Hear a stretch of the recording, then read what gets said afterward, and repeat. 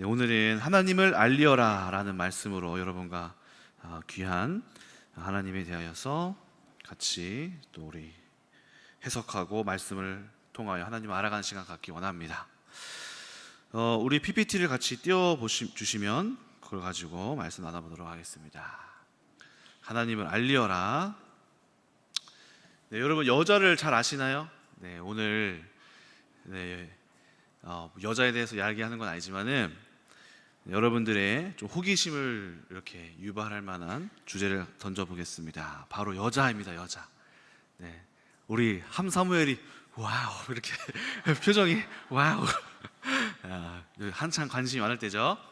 네, 저는 근데 이제 오늘 뭐 이성적인 얘기를 한다기보다는 뭐 연애에 대해서 말한다기보다는 여자 도대체 알 수가 없다 이렇게 기사들을 좀 찾아봤습니다.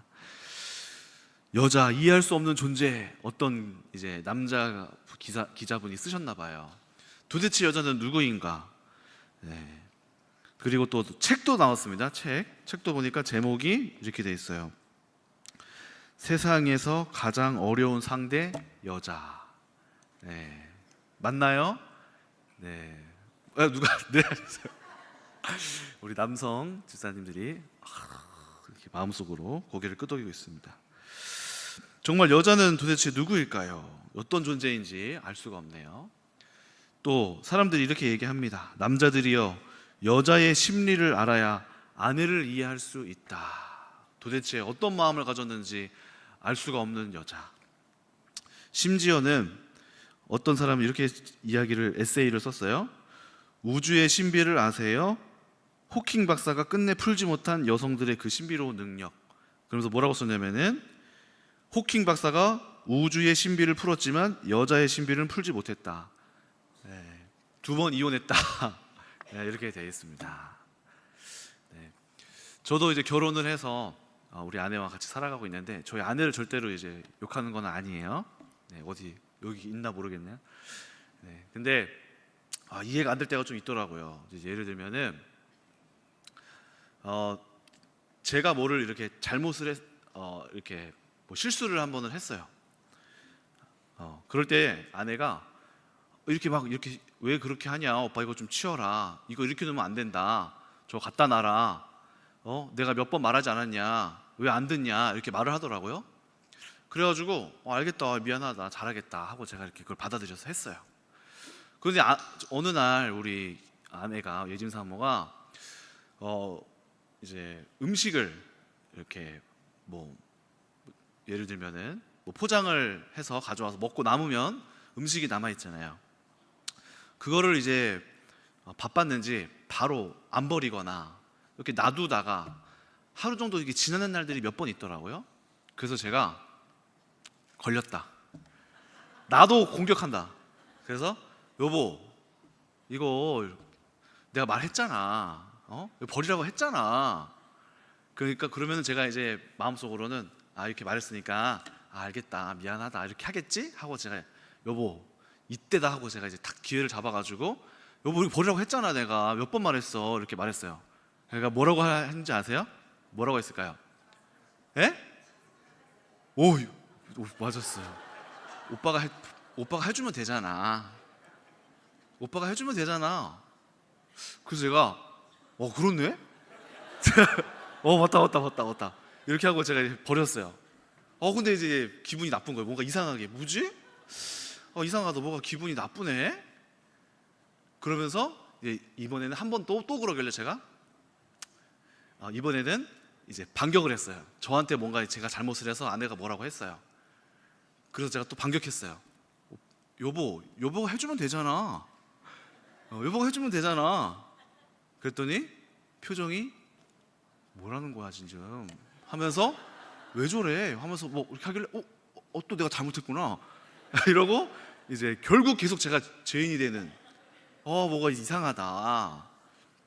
이게 심리를 알 수가 없다. 이게 뭐가 계속 내가 지는 것 같지? 또 그 외에도 뭐 여러 가지 일들이 이제 각자 가정마다 또 있겠죠. 도대체 아내의 좋은 거를 또 좋게 생각해서 맞춰줬더니 또 아니고, 이거는 싫어할 줄 알았는데 또 좋아하기도 하고요.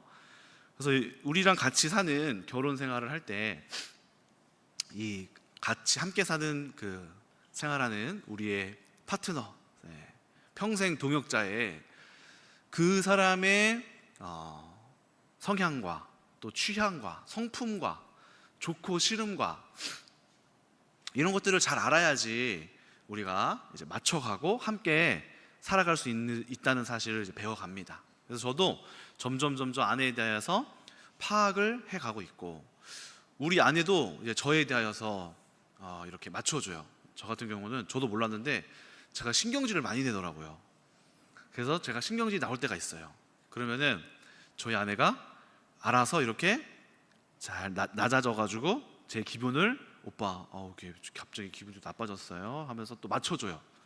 그러면 저도 이제 내가 기분이 또 화가 났구나, 뭔가 톤이 올라가고 뭔가 지금 이렇게 험한 말이 나오려고 하는구나, 신경질이 나오려고 하는구나, 이런 것들을 이제 파악하면서 나도 좀 낮춰야지 하면서 상대방의 어떤 패턴과 지금 이 사람이 기분이 나쁘네, 좋아졌네, 이런 것들을 이제 알아가는 것을 하게 됩니다.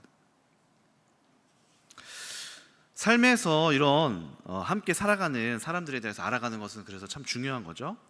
친구를 사귈 때도 그렇습니다. 새로운 친구를 사귀게 되면은 대학교를 가든 어디를 가든 새로운 사람들을 만나게 되면 파악하게 됩니다. 누군가랑 같이 마음이 잘 맞겠다 싶어지면은 그 사람을 파악하고 이 사람이 이런 사람이구나라고 알게 되고, 이럴 때는 이 사람이 당황스럽게 이렇게 행동하기도 하는구나 하고 맞춰가기도 하죠. 직장에서도 성공하는 비결은 뭘까요? 직장 상사를 잘 알아가는 겁니다. 직장 상사가 이런 거를 좋아하는구나, 이런 스타일을 원하는구나, 이런 건 싫어하는구나 라고 사람을 잘 알고 맞추고 파악하는 사람이 직장에서도 성공을 하겠죠. 저는 오늘 뭐 여자 얘기, 뭐 아내 얘기 여러 개 했지만 그 얘기를 하고 싶은 게 아니라 어떤 이야기를 하고 싶냐면 바로 우리와 평생을 동행하게 되는 영적인 동행자, 우리 하나님에 대하여서 우리가 알아야 한다라는 것을 이야기하고자 이런 호기심 또 궁금증을 유발하는 이야기를 좀 던져봤습니다. 여러분, 하나님과 우리는 평생을 동행하면서 이 땅에서 살아갑니다. 그렇다면 여러분들은 하나님이 무엇을 좋아하시고 무엇을 싫어하시고 무엇을 가장 원하시는지를 잘 알고 계시나요? 우리가 하나님을 잘 알고 파악을 해야지 그분의 마음이 어느 곳에 있는지를 배우게 될 때 우리가 그분을 쫓고 그분을 따라감에 있어서 무엇을 원하는지에 있어서 눈치 빠르게 이렇게 탁 맞춰서 동행할 수 있지 않겠어요? 그래서 오늘 하나님이 원하시는 것 한 가지를 함께 좀 말씀을 읽어가면서 나누기를 원합니다. PPT를 한번 띄워주시죠. 저는 먼저 여러분들에게 출애굽기 6장 6절에서 7절 말씀을 한번 같이 읽어보도록 하겠습니다. 제가 읽어보도록 하겠습니다. 그러므로 이스라엘 자손에게 말하기를 나는 여호와라. 내가 애굽 사람의 무거운 짐 밑에서 너희를 빼내며 그들의 노역에서 너희를 건지며 편팔과 여러 큰 심판들로서 너희를 속량하여 너희를 내 백성으로 삼고 나는 너희의 하나님이 되리니, 여기부터 중요한 거죠. 나는 애굽 사람의 무거운 짐에서 너희를 빼낸 너희의 하나님 여호와인 줄 너희가 알지라, 이렇게 했어요. 이 본문에서 중요한 것은 바로 7절입니다. 하나님이 자신을 소개하는데 뭐라고 소개하시죠? 너희를 애굽 사람들의 무거운 짐에서 내가 너희를 구원하고 살려냈고 너희의 신음소리를 들었고 너희를 온전한 땅으로 이끌어낼 하나님 구원자라는 사실을 너희가 알지라, 이렇게 얘기하는 거죠. 그러니까 하나님을 어떻게 알기를 원하는 거예요? 우리가 하나님은 구원자시구나 라고 알기를 원하는 것입니다. 이게 출애굽의 목적이라는 것이죠. 그 목적은 바로 하나님을 구원자라고 인식하게 되는 것. 하나님이라는 자는 우리를 살리시는 분이구나, 우리를 구렁텅이에서 건지시고 우리를 회복하고 이런 하나님이구나 라는 것을 알기를 원한다는 것입니다. 그래서 수백 년간의 고역 생활을 하던 이스라엘은 결국에는 10가지 재앙을 경험하면서 하나님의 큰 구원을 깨닫게 되죠. 그래서 마침내 하나님께서는 구원자시구나라고 몸소 체험하면서 깨달아 알게 됩니다. 그러니까 머리로만 하나님은 구원자시구나, 하나님 구원자래, 그래 알겠습니다, 아멘 이렇게 믿는 게 아니라 삶에서부터 이렇게 구원을 받은 경험을 직접 경험하면서 주님, 하나님은 정말 내 삶의 구원자시오, 주님은 나의 산성이시오, 나의 방패시오, 내 생명을 주시는 분이시오 라고 이렇게 하나님을 알게 된다는 거죠. 그래서 출애굽기 15장은 모세의 찬양 구절인데요, 이렇게 고백합니다. 여호와여, 신중에서 주와 같은 자가 누구이니까? 주와 같이 거룩함으로 영광스러우며 찬송할 만한 위엄이 있으며 기이한 일을 행하신 자가 누구니까? 주께서 오른손을 드신즉 땅이 그들을 삼켰나이다. 주의 인자하심으로 주께서 구속하신 백성을 인도하시되 주의 힘으로 그들을 주의 거룩한 처소에 들어가게 하시니이다. 여러 나라가 듣고 떨며 블레셋 주민이 두려움에 잡히며 에돔 두령들이 놀라고 모압 영웅이 떨림에 잡히며 가나안 주민이 다 낙담하나이다. 이렇게 이야기합니다. 또 16절이 빠졌네요. 16절. 어쨌든 말이죠, 이렇게 하나님은 저기 모세의 찬양에서 무엇을 고백하죠? 하나님이 내 삶의 이런 구렁텅이에서 구원하셨도다라고 고백하고 있는 것이죠. 여러분들은 하나님을 구원자로 인식하고 계시나요?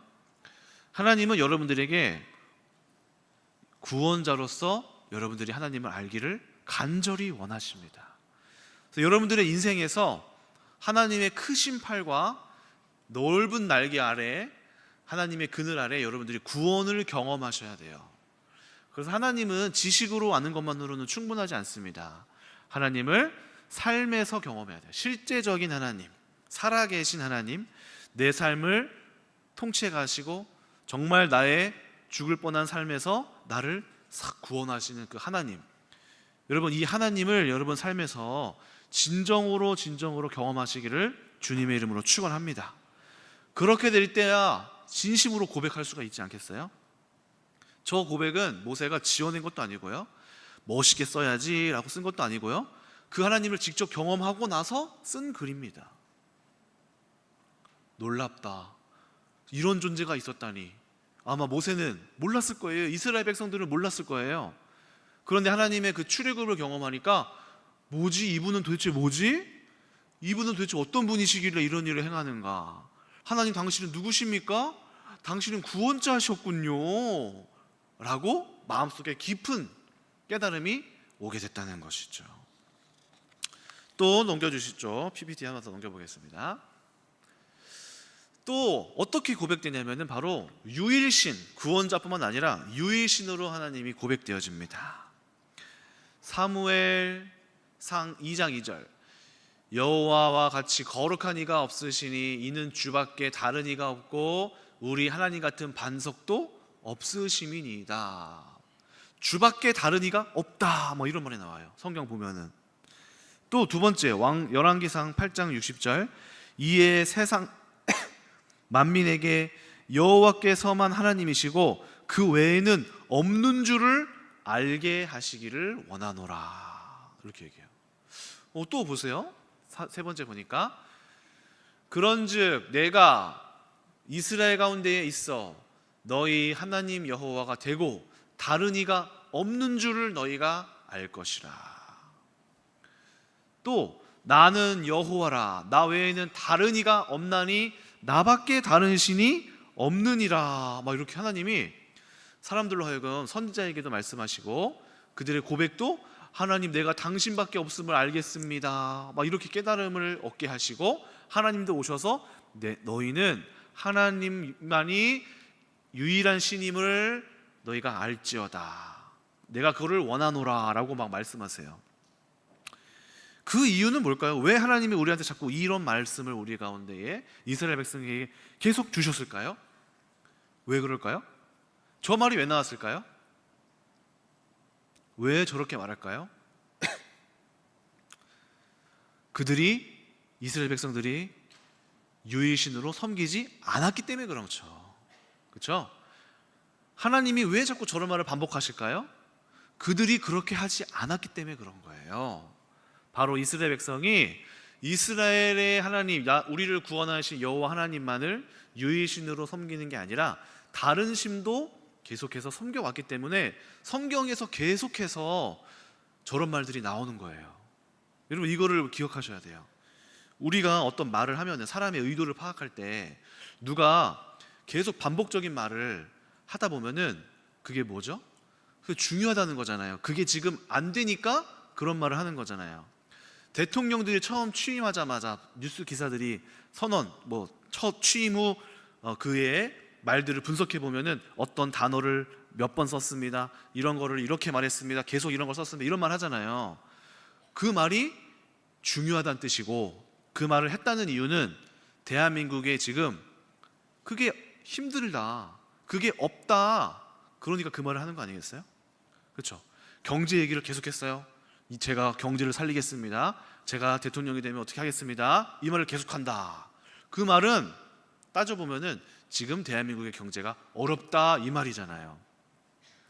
어느 남미 국가에서 제가 우리 국가의 국력을 강화하고 마약을 퇴치하겠습니다. 우리나라는 이제 앞으로 청정 국가가 될 것입니다. 이런 말을 계속하고 다녀요. 그 말 뜻은 뭐예요? 지금 우리나라가 마약 엄청 많다, 이 말이잖아요. 성경에서도 마찬가지입니다. 너희가 나를 유일신으로 알지라, 나 외에 여호와가 없느니라, 너희가 나를 오직 하나님 한 분만이로 알지니라, 이 말을 계속한다는 이유는 이스라엘 백성이 뭐예요? 하나님 말고 다른 신들도 많이 섬기고 있다, 이 말입니다. 그렇죠? 그래서 하나님은 무엇을 원하신다는 거예요? 나만 바라봐라, 나만 의지해라, 너희는 나의 것이니라, 나에게 속하여라, 나에게만 기도하고 나에게만 의존하라, 이 말입니다. 왜 이런 말을 하셨을까요? 이스라엘 백성이 다른 신들을 섬겼다는 것이죠. 실제로 그래서 이스라엘 사람들에는 온갖 신들을 굉장히 많이 갖고 마음에 품고 있었습니다. 하나님을 믿으면서 살아가지만 애굽 땅에서 살았던 기억도 있었던 것이죠. 애굽 땅에서 어떤 신들이 있었습니까? 애굽 땅에서 있었을 때에 10가지 재앙이 나오잖아요. 그 10가지 재앙은 하나님이 의도적으로 애굽 땅에 있었던 10가지 신들을 하나씩 하나씩 파괴하는 장면인 거예요. 피를 강에다가 피해서 나오겠잖아요. 그것은 강의 신을 처단한 겁니다. 개구리가 많이 불어났다는 것은 그 땅에 헤케트라고 하는 개구리 형상, 얼굴은 개구리, 몸은 사람의 몸을 가진 신이 있었어요. 그것을 섬겼어요. 왜냐? 개구리가 땅을 기름지게 한다, 이렇게 여겼거든요. 개구리를 벌떼와 같이 많게 하시면서 그 땅을 심판하게 하시면서 그 개구리 신을 심판했습니다. 이가 엄청 많이 나왔습니다. 그것은 땅의 신 게불을 심판하신 거예요. 파리는 풍년의 신 케프리를 심판하셨습니다. 우박, 농업의 신 이시스를 심판하셨습니다. 흑암, 태양신, 애굽의 가장 큰 신 라를 심판하신 거예요. 자, 그러니까 하나님이 왜 의도적으로 자꾸 이렇게 신들을 자꾸 처단하는 장면이 왜 나왔을까요? 당시의 사람들이 자꾸 마음속에 하나님을 모르고 이방 신들에 대한 믿음과 이방 신들에게 기도하는 것과 이방 신들을 의존하는 것들이 너무너무나 많았기 때문에 그런 것이죠. 실제로 출애굽을 하고 나서도 사람들이 모세가 시내산에 올라가서 안 내려오니까 어떻게 했나요? 불안해서 우리를 데려간 모세가 왜 안 나오냐, 아론이시여 우리를 이끌어준 하나님을 만들어 주소서, 이렇게 얘기했어요. 그러니까 뭐가 나왔게요? 소가 나왔어요. 소. 여러분, 이상하지 않아요? 그 소가 도대체 어디서 생각해서 나왔을까? 왜 하필 소일까? 양도 아니고 말도 아니고 왜 소지? 풍요의 신 소를 섬겼기 때문에 그래. 소. 애굽에서 섬겼던 소, 그 신이 소였기 때문에 그래요. 그러니까 신의 산에서 하나님을 만들어줘라라고 요청했어요. 다른 신을 만들어줘라라고 요청하지 않았어요. 아론한테 우리를 이끌어낸 하나님을 좀 보여달라 이러니까 소를 만들어낸 거예요. 그 이스라엘 백성들의 무의식에 깔린 신이 바로 소였던 것이죠. 그러니까 얼마나 무서운 거예요, 그렇죠? 그러니까 하나님이 이것들을 하나씩 하나씩 파괴했음에도 불구하고 그들의 마음속 뿌리 깊이 우상에 대한 잔재들이 남아 있었다는 것이죠. 또 열왕기상, 선지서, 시간이 가도 몇백 년이 가도 그치지 않았던 것이 바로 하나님을 온전하게 섬기지 못하는 모습, 이것들이 계속됐기 때문에 하나님은 계속해서 선지자들을 보내면서 나 하나님 여호와가 너희들의 하나님이요, 또 다른 신들을 믿지 말아라. 그들은 자연일 뿐이요, 그들은 아무것도 아닌 존재요, 내가 곧 창조주고 온 우주 만물의 통치자요, 내가 이것을 통치하고 내가 이것을 운행하는 것이지 그것들이 통치하는 것이 아님을 계속해서 알려주고 싶었던 것입니다. 또 애굽과 가나안에는 다양한 신들이 있었는데요, 그들도 이렇게 얘기합니다. 바다와 바다의 용을 짓밟고 거룩한 산을 다스리고 바람을 명령하고 홍수 위에 앉고, 이런 신하들을 가나안에 있었어요. 신하들이. 그러니까 이스라엘 백성들은 여호와 하나님도 이런 존재인데 저 가나안 신도 그런 존재 같은데, 저 애굽 신도 그런 존재 같은데, 뭐가 진짜야? 도대체 누가 진짜라는 거지? 이걸 믿는 게 맞아? 하면서 마음 가운데에 흔들리는 상황에 놓였다는 것입니다. 이런 상황에서 하나님은 계속해서 아니다 속지 말아야 한다. 나 여호와가 유일한 신이다.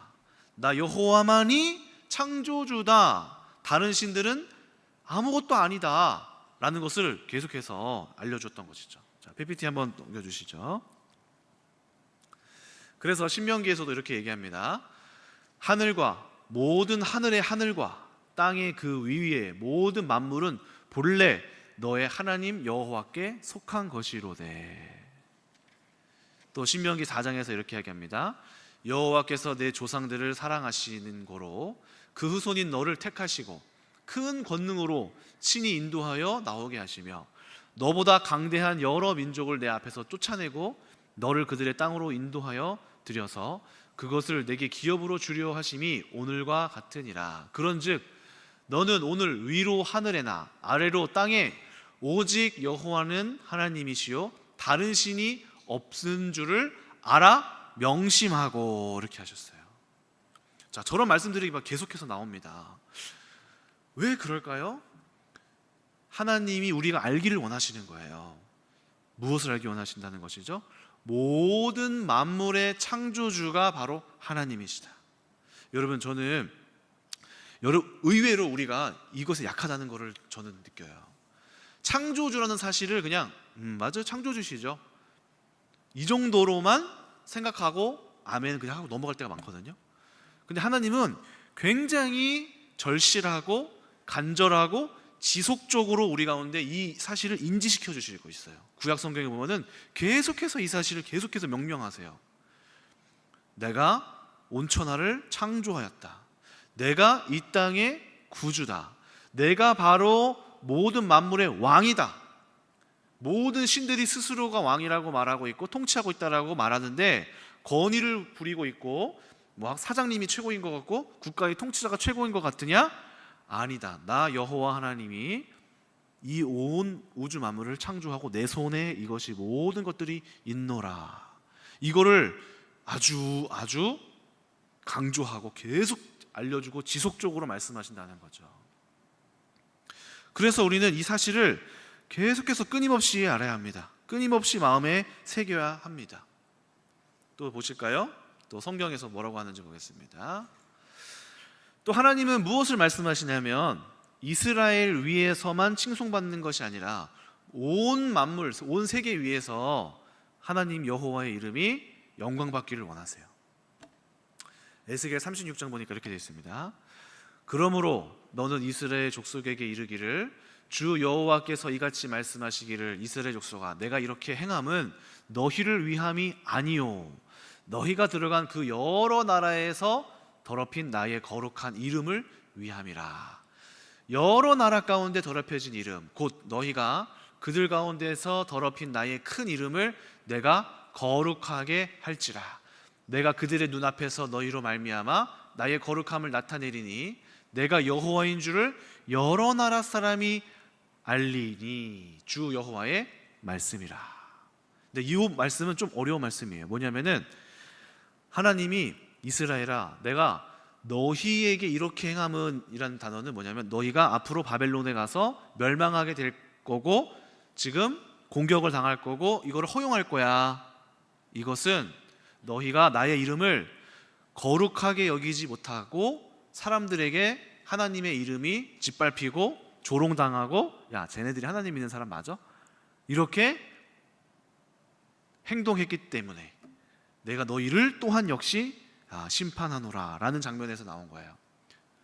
하나님은 지금 자기 백성을 통해서 영광 받으셔야 되는데 자기 백성에게조차도 영광 받지 못했고 이방 땅들도 이스라엘 백성을 통해서 영광 받으셔야 되는데 이방 땅들도 영광 받지 못하는 장면이 나오는 거죠. 그러니까 하나님은 지금 그것에 대하여서 굉장히 안타까워하시고 내가 모든 민족에게서 나의 이름이 온전케 되어야 하는데 그렇게 되지 못하고 있다는 사실을 하나님이 에스겔을 통해서 말씀하고 계시는 장면입니다. 이사야 45장 5절에서 6절 나는 여호와라 나 외에는 다른 이가 없나니 나밖에 신이 없느니라. 너는 나를 알지 못하였을지라도 나는 내 띠를 동일 것이요 해 뜨는 곳에서든지 지는 곳에서든지 나밖에 다른 이가 없는 줄 알게 하리라. 나는 여호와라 다른 이가 없느니라. 나는 빛도 짓고 어둠도 창조하며 나의 평안도 짓고 환난도 창조하느니 나는 여호와라 이 모든 일을 행하는 자니라 하였노라. 자, 이 말씀은 누구한테 하는 거냐면 고레스한테 하는 말이에요. 고레스가 어떤 것을 했죠? 고레스가 이스라엘을 침공해서 남유다를 멸망시키고 그 이후에 모든 나라를 또 정복하고 또 고레스 칙령을 통해서 이스라엘을 다시 자신의 국가로 보내기도 하고 그렇죠? 여러 가지 일들을 막 많이 했단 말이에요. 세상을 정복하게 하고 또 성경을 보면은 고레스를 통하여서 이방 국가들 이스라엘을 괴롭혔던 나라들을 너의 손을 빌려 심판하노라 이런 말씀들이 많이 나와요. 그 고레스는 자기가 내가 전쟁을 잘하는구나, 내가 이 만물을 내가 통치하고 있구나 하면서 이스라엘도 쳐부수고 이스라엘을 괴롭혔던 아수르도 쳐부수고 다른 나라를 막 아람 군대도 쳐부수고 막 여러 나라를 블레셋도 쳐부수고 다 정복하면서 막 으스댔을 거예요. 근데 하나님이 이사야를 통해서 하시는 말씀은 뭐냐? 너 고레스야, 너 그게 아니다. 너를 통하여 내가 여러 가지 일을 했고 너는 너가 하는 일을 알지 못하지만 나는 너를 통하여 지금 내 심판을 이루고 있었던 것이야. 너는 그걸 알아야 돼 라고 하는 거예요. 나중에 고레스가 어떻게 되죠? 그 하나님을 알게 돼요. 다니엘을 통해서 알게 되죠. 다니엘을 통해서. 그래서 무엇입니까? 하나님은 지금 온 열방 또 이것뿐만 아니라 다른 성경 구절을 보면 어떻습니까? 하나님이 구약 성경의 선지자들 통해서 너 어떤 나라야 너희는 이러며 암모나 너희는 이러며 막 그 나라를 향하여서 하나님이 심판하시고 구원에 대한 메시지를 막 선포하세요. 그리고 점점 뭐라고 말씀하시죠? 이스라엘에게서만 영광 받을 것이 아니라 온 땅이 나를 알게 될 것이야. 내 이름을 부르게 될 것이야. 내가 여호와인 줄 알게 될 것이야. 이것이 바로 이스라엘뿐만 아니라 하나님의 모든 만물, 창조물들이 나 여호와가 창조주임을 알게 될 것이다. 이 목적이 굉장히 확고하신 분이라는 거예요. 왜 하나님은 지금 이 말씀을 계속해서 해나가실 수밖에 없을까요? 바로 이 세상은 하나님의 창조주됨을 잃어버렸기 때문입니다. 이 세상은 하나님을 잃어버렸습니다. 세상 사람들은 하나님을 예배하지도 않고 하나님께 감사하지도 않습니다. 여기 어느 구절에 있었던 이야기죠? 로마서 1장의 이야기죠. 하나님을, 심지어는 하나님을 알되라고 얘기했어요. 하나님을 알되, 감사하지도 아니하고 예배하지도 아니하는 자들. 하물며 불신자들은 얼마나 더 그러겠어요. 여러분 세상 나가서 한번 얘기해 보세요. 나 하나님 믿어. 떳떳하게 이렇게 막 얘기해 보실 수 있으세요? 나 하나님 믿잖아. 나 너무 하나님 나 사랑하잖아. 이런 말 하면은 뭐야? 광신도야? 이렇게 얘기한다니까요. 뭐야? 너 미쳤어? 너 개독이야? 이렇게 얘기한다니까요. 사람들은 하나님을 인정하지 않아요. 하나님을 조롱합니다. 하나님을 믿는 것을 하찮게 여깁니다. 하나님 믿는 것을 굉장히 이 세상에서 부질없는 짓이라고 말합니다. 이 세상은 하나님을 잃어버렸습니다. 아무도 하나님을 예배하지 않습니다. 감사하지도 않습니다. 그래서 하나님은 그 마음 가운데에 얼마나 마음에 안타까움이 있겠습니까? 자신의 창조물이 자신을 보지 않아요. 자신에게 나오지 않아요. 이렇게 비유하면 좀 맞을까 모르겠습니다만 우리의 자녀들, 내 자녀가 있습니다. 그런데 어떤 일이 일어나서 우리 유민이랑 유준이가 분명히 저의 자녀인 것을 나는 아는데 우리 아이들이 사람들에게 막 속아요. 야 유민아, 너네 아빠 이동주 아니야. 그리고 또 제가 실수를 해서 막 그 주민등록증이 막 가족관계서가 다 없어졌어요. 아빠 가족관계서 뗐는데 없는데요? 아니 그게 아니라 그래도 넌 내 딸이고 넌 내 아들이야. 아빠 거짓말하지 마세요. 당신 내 아빠가 아니야 하면서 유민이랑 유준이가 저를 막 떠나고 저를 막 부인하고 사람들도 그렇게 유민이와 유준이한테 다 얘기하고 이렇게 한다고 생각해 보세요. 제가 아버지로서의 그 진실을 찾기 위하여서 애쓰지 않겠습니까? 저의 명예를 회복하기 위해서, 아버지로서의 명예를 회복하기 위해서 애쓸 수밖에 없어요. 하나님도 마찬가지라는 겁니다. 하나님께서도 아까도 얘기했잖아요. 이스라엘아, 내가 너희를 위하여 이렇게 하는 것이 아니요 나를 위하여 내가 이렇게 행하노니. 하나님이 하나님 되는 것을 하나님은 가장 원하고 기뻐하신다는 것이죠. 그래서 우리는 어떻게 해야 됩니까? 하나님의 이름이 높여지지 않는 곳, 하나님을 아예 모르는 사람들의 삶, 하나님을 예배하지도 않고 찬양하지도 않는 삶, 이 땅에 있는 모든 것들을 하나님께로부터 창조주로서부터 받았던 사실을 모르는 사람들, 이런 사람들에게 하나님을 알려줘야 되는 것이죠. 하나님이 그걸 원하신다는 거죠. 온 만물이 알기를 원한다는 거죠. 내가 창조주라는 사실을. 여러분, 이것이 하나님의 마음입니다. 자, 그래서 한번 더 넘겨주시죠. 자, 그래서 이 세상은 하나님을 잃어버렸습니다. 그래서 하나님의 계획은 무엇입니까? 바로 증인들을 통해서 이 일을 하기를 원하시는 것이죠. 이사야 43장 9절에서 12절. 열방이 모였고 민족들이 회집하였는데 그들 중에 누가 이 일을 알려주며 이전 일들을 우리에게 들려주겠느냐? 그들의 증인을 세워서 자기들의 옳음을 나타내고 듣는 자들이 옳다고 말하게 하여 보라. 나 여호와가 말하노라. 너희는 나의 증인, 나의 종으로 택함을 입었나니 이는 너희가 나를 알고 믿으며 내가 그인 줄 깨닫게 하려 함이라. 나의 전에 지음받은 신은 없었느니라. 나의 후에도 없으리라. 나 곧 나는 여호와라. 나 외에는 구원자가 없느니라. 내가 알려주었으며 구원하였고 보였고 너희 중에 다른 신이 없었나니 그러므로 너희는 나의 증인이요 나는 하나님이라. 여호와의 말씀이니라. 이렇게 얘기하는 것입니다. 자, 보시죠 한번. 하나님께서 누가 사람들이 모였는데 내가 나됨을 누가 알려줄 것이며 나의 이전 일들을 누가 말해줄 것이며 누가 나 이후에도 없고 이전에도 없는 나의 하나님됨을 전해줄 자가 도대체 누구냐? 내가 그 증인들을 세워서 내가 그들에게 말해주고 알려주고 알게 할 것이고 그들을 통하여서 깨닫게 하고 사람들로 하여금 나를 찬양하고 나를 알도록 내가 그렇게 내가 나 되기를, 하나님이 하나님 되기를 원하노라. 이렇게 사람을 세워서 증인을 세워서 내가 그 일을 하겠다. 내가 그 일을 너희를 통해서 하겠노라 하고 세우시는 것입니다. 그래서 먼저 선택받은 사람들이 바로 이스라엘 백성인 것이죠.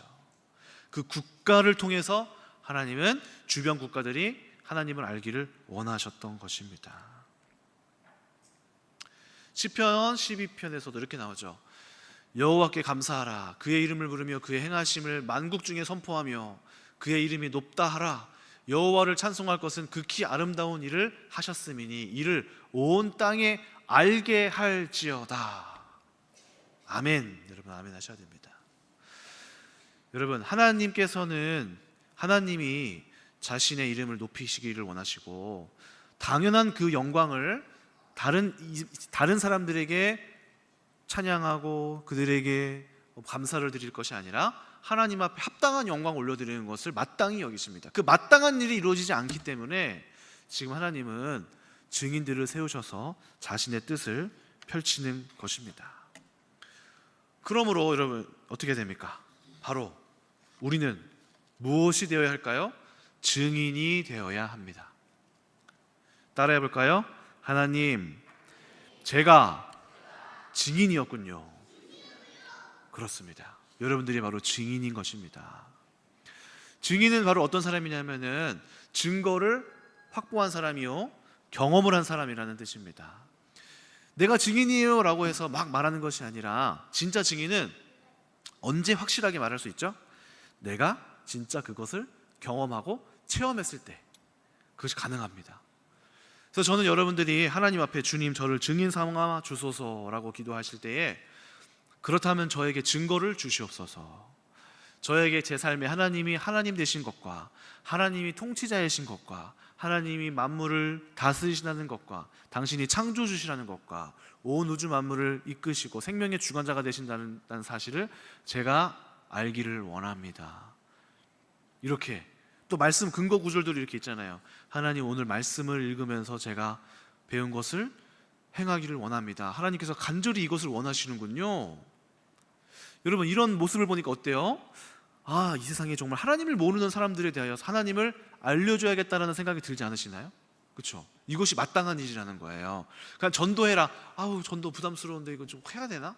안 하면 안 되나?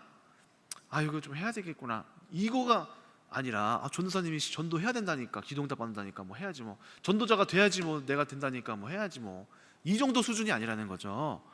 하나님께서 간절히 원하시는 것, 하나님이 마땅히 온 천하가 온 하나님의 손으로 지어진 창조 만물이 하나님을 아는 거, 이것이 하나님이 마땅히 원하시는 바라는 것입니다. 그래서 여러분들은 증인으로 되셔야 합니다. 저는 참 우리 교회에 감사하는 게 뭐냐면 그 중에서도 저도 신앙생활을 이제 어렸을 때부터 이제 해왔지만 제가 20살 이후로는 이제 학교에서 신앙생활을 좀 많이 했고 그 이후에는 대학원을 좀 다니면서 그다음에 다른 교회를 좀 다니면서 신앙생활을 하면서 20대 초중반은 제가 좀 우리 교회와 좀 더 떨어져서 이렇게 신앙생활을 좀 많이 했어요. 근데 제가 저희 교회를 되게 저희 어머니와의 관계가 안 좋다 보니까 우리 엄마가 하는 말들은 지긋지긋해. 또 귀신 얘기 막 하고 막 또 저보고 막 죄인이라고 그러고 막 바리새인이라고 그러고 막 가짜라고 그러고 이러니까 기분 나빠서 난 그 우리 엄마 하는 얘기 듣기 싫구나 이러고 제가 이제 거부를 많이 했거든요. 근데 어느 날은 딱 제가 20살 후반 되면서부터 이제 나도 신앙생활 열심히 했고 나도 많이 안다, 이렇게 우리 교회와 척을 지고 살았어요. 근데 어느 날 이제 저희 교회 청년, 저랑 어렸을 때부터 함께했던 청년 우리 유재인 집사님이랑 이렇게 얘기를 나누는데, 유재인 집사님이 그때는 형제였죠. 이제 형제님 얘기를 막 하는데 유재인 집사님의 삶에 기도 응답이 뭐 되게 많이 일어나는 거예요. 뭐 유재인 집사님이 막 직장에 대해서 막 이렇게 막 어떻게 막 결단하면서 영적인 싸움을 하면서 막 취직이 되고, 나보다 키도 작고 얼굴도 내가 좀 더 나은 것 같은데 갑자기 막 결혼한다 그래요. 목사님 좀 결혼해요. 누구랑 결혼해? 저 평안이랑 결혼해요. 평안이랑 결혼해요? 이게 어떻게 된 일이냐? 막 이상하다. 또 목사님 저 애 낳았어요. 애까지 낳았어요? 아니 왜 이렇게 좋은 일들이 많이 일어나지? 하나님께 앞에 기도했어요. 저 응답을 많이 받았어요. 뭐 자랑하길래 뭐야? 나도 신학생이고 나는 또 교회 전도사고 나도 하나님 더 많이 알고 이러는데 왜 나는 기도 삶에 이렇게 열매가 없고, 저는 오히려 더 마음이 공허해지고 또 전도사 되면은 돈을 많이 못 벌 거라는 근심에 쌓이고 또 모태솔로 계속 이어져 가고 있고 막 슬픔이 더 생기고 막 주여 이거 어느 때까지입니까? 막 점점 이렇게 바닥을 치고 있는데 나보다 공부도 더 많이 안 했어. 나보다 키도 더 쬐끔해. 그런 사람이 더 잘 살아요. 이게 뭐냐? 이상하다. 이거 뭔가 잘못됐다. 그러면서부터 제가 하나님 앞에서 우리 교회에서 이야기하고 있는 이 영적인 어떤 삶의 응답에 대한 부분들에 놓고 제가 이제 하나님 앞에 또 사모님에게 여러 가지 씨름과 싸움과 갈등과 논쟁과 이런 것들을 해나가면서 알아가기 시작한 거예요. 근데 자세히 보니까 뭐였냐면은 제가 딱 깨달은 거는 비밀은 그거였어요. 첫 번째는 이 내면의 일들을 굉장히 자세하게 볼 줄 알아야 한다. 내면의 속사람의 이야기를 제가 전혀 모르고 있었어요. 그래서 어느 날 그 비슷한 시기에 하나님을 알아가는 비슷한 시기에 제가 딱 좋은 만남을 통해서 알게 된 책이 뭐였냐면은 내면 세계의 질서와 영적 성장이라는 책이었어요. 고든 맥도날드 목사님인가 지으신 책인데요. 내면 세계의 질서? 이게 뭐지? 내 내면이 어떻다는 거지? 하고 살펴보니까 저는 지금까지 저의 내면을 한 번도 제대로 볼 수 없었고 나의 감정도 볼 수도 없었고 내가 왜 이렇게 분노하고 있는지 그 원인도 찾을 수가 없었고 내가 싫어하는 사람이 누구이고 왜 싫어하는지도 전혀 모르고 나의 마음이 어떤 상태인지 전혀 몰랐던 거예요.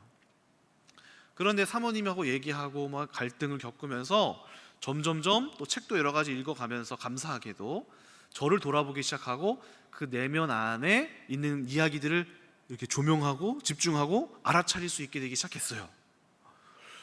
그러면서 내면 안에 성령께서 조명하고 비춰주시고 그 중에서도 바로 죄에 대한 부분들을 지목해 주신다, 지적해 주신다라는 걸 알게 됐어요. 기도하다 보니까 옛날에는 그게 왜 문제지? 특히 바울 목사님하고 갈등, 제 남동생 이바울 목사님하고 갈등이 일어나게 되면은 저는 항상 문제가 없는 사람이고 우리 이바울 목사님이 문제 있다고 생각했어요.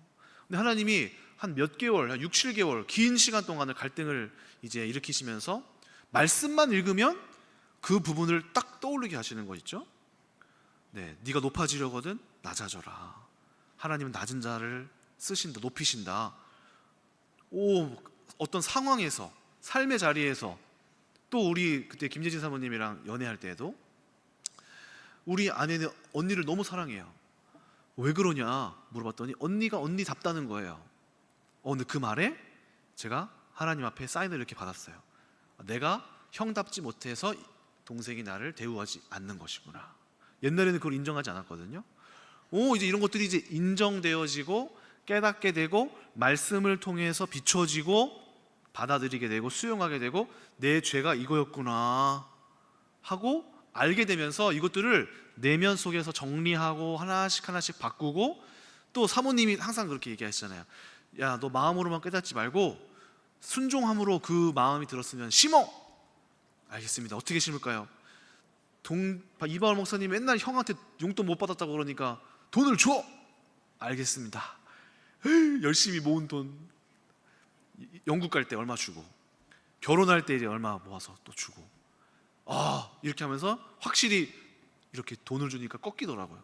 갑자기 형 왔어? 그러다 형님 돈이 힘이 세긴 세구나. 그러면서 하나씩 이렇게 그 관계를 풀어가는 과정을 겪게 됐어요. 이렇게 하다 보니까 이제는 알겠는 거죠. 하나님이 내 마음속에 하나님은 마음에 소원을 주시는구나. 제가 이 말을 정말 구분하기 어렵거든요. 이게 내 생각인지 하나님의 음성인지. 또 하나님은 어떻게 하십니까? 하나님은 그 우리 마음에 있는 동기를 막 성령께서 막 살피시잖아요. 제가 외국으로 막 유학하려고 했을 때 다 정리하고 하나님이 길을 열어주셨다라고까지 저는 판단했어요. 필리핀에 있는 곳으로 유학을 가서 2년을 하고 미국으로 가게 되면은 그게 인정이 돼서 학위를 딸 수 있는 거예요. 미국에서 4년 하면은 돈이 많이 들잖아요. 그러니까 필리핀에서 2년 하고 넘어간다. 영어도 배울 겸. 그래서 아는 형님을 만나서 또 길도 열렸어요. 모든 것이 하나님의 뜻이구나. 이것이 하나님의 뜻이구나. 이런 생각을 하고 이제 가고 있었어요. 근데 어느 날 사모님이랑 이렇게 같이 갈등을 하는데, 야 이동주, 너는 지금 도대체 어디를 가려고 그러냐? 너 지금 교회에 있는 상황이, 청년부를 맡고 있는 분이 이제 안 계셨고, 또 갈등이 일어나는 상황이 뭐 어떤 게 하나가 있었고, 이런 상황에서 네가 도대체 어딜 가려고 하느냐? 너 도대체 성령의 음성을 제대로 듣냐? 하면서 네 마음속에 계신 성령의 음성을 들어 하고 문을 퍽 닫고 나가셨어요. 그래서 내가 성령의 음성 얼마나 잘 듣는데, 기도도 열심히 하고 지금 하나님이 길을 여시는데 지금 뭐라는 거냐 하면서 기도를 하는데, 하나님이 그때 그 마음의 길을 이렇게 감찰해 가시는 거 있죠?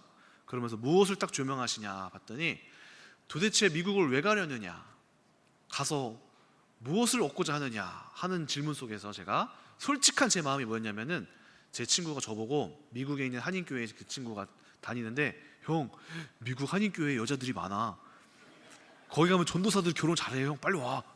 그래? 이 모태솔로의 이 문제, 이게 여자가 부른다 그러면 무조건 가는 거예요 지금. 또 그거랑 하나는 또 뭐였냐면은, 이 명예, 학위, 외국 가서 이거 해야지, 뭔가 이유가 그거밖에 없어요. 아니 보통 공부를 더 한다면은 내가 무엇에 대하여서 뭔가를 더 깊이 알기를 원하고, 하나님 앞에 이런 거를 내가 쓰임 받기를 결단하고, 뭐 이런 과정이 있어야 되잖아요. 그런 게 전혀 없다는 거를 제가 깨달은 거예요. 이거는 육신의 것에서부터 출발된 거구나. 이걸 제가 이제 발견했어요. 이거는 육신의 소욕으로부터 나온 것이구나. 성령으로부터 시작된 게 아니구나. 이게 저의 그 구분하는 것의 시작이었어요. 그래서 제가 그때 딱 거의 다 가기로 결단하고, 그 형님에게도 가겠다고 다 약속까지 다 해놓고, 또 고등부 애들한테도 빠이빠이 안녕 인사까지 다 하고, 제가 안 가기로 했어요. 그리고 안 가기로 한 이후에 코로나가 터졌어요. 코로나가 터지고 필리핀이 봉쇄가 됐어요. 그리고 제가 그 해에 김예진 사모를 만나고, 대방 아파트 저기 계약하고, 차도 사모님 선물 주셨는데 제 차가 퍼져가지고 사모님이 그거 써라? 알겠습니다 하고, 어쩌다가 보니까 제가 그 차 이제 쓰게 되고, 뭐 놀라운 일들이 막 많이 일어나는 거예요. 이상하다. 그렇구나. 하나님께서 이걸 가는 것이 옳지 않다는 것을 이렇게 맞다고 해주시는구나. 환경을 통해서 그렇게 이것이 옳다라고 말해주셨구나. 성령의 소욕을 따르는 법을 감을 잡으니까 이것이 그렇지, 이렇게 하는 것이야 라고 맞다고 확인해 주시는구나. 저는 이렇게 받아들였어요. 뭐 잘됐다, 뭐 어쩌다 좋다 이게 자랑하는 게 아니라 확인해 주셨어요. 이게 맞구나. 이게 성령의 인도를 따라가는 것이 참 옳구나.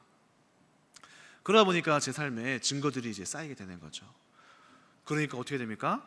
제 삶에서 자연스럽게 하나님 나라의 역사의 일들을 증언하고, 하나님 그렇게 내가 여자 문제 때문에 고민하고 고생했었던 나의 구원자시오, 이렇게 될 수 있는 거예요. 고백이 절로 나온다는 것이죠.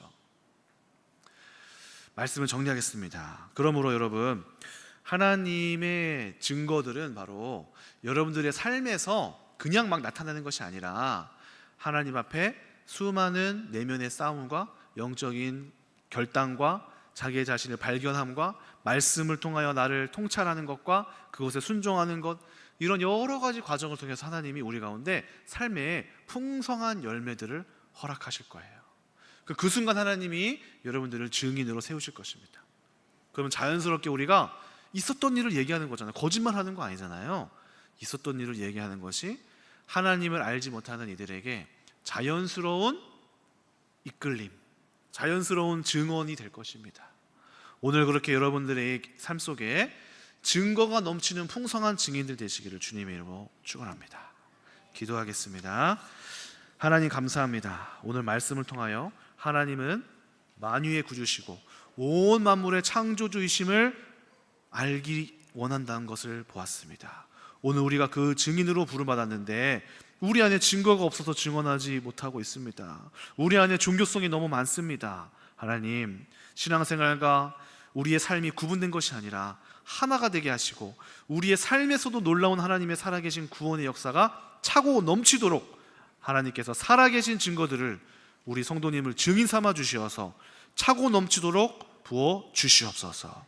우리가 그 받은 증거를 가지고 하나님의 살아계심을 증언하겠습니다. 오늘 그렇게 결단하고 고백하는 성도님들 되게 하여 주시옵소서. 감사드리며 예수님의 이름으로 기도드립니다. 아멘.